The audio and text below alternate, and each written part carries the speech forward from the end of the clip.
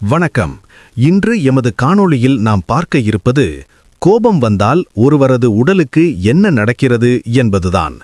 தயவு செய்து எமது சேனலை லைக், ஷேர் அண்ட் சப்ஸ்கிரைப் செய்யவும். ஒரு நிமிடம் யோசிச்சு பாருங்க. நீங்க கோபப்படும்போது அது மனசுல மட்டும் நடக்கிற விஷயமா? இல்ல, உங்க உடலுக்குள்ளேயே ஒரு போர்க்களம் ஆரம்பமாகுது.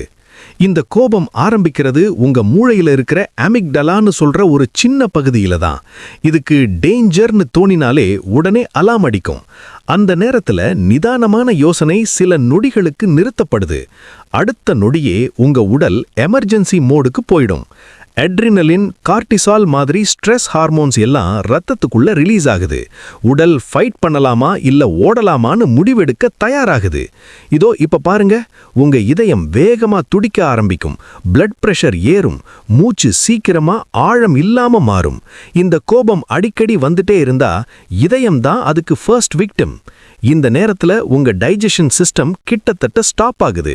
வயிறுக்கு போக வேண்டிய ரத்தம் இதயத்துக்கும் தசைகளுக்கும் திருப்பி அனுப்பப்படுது.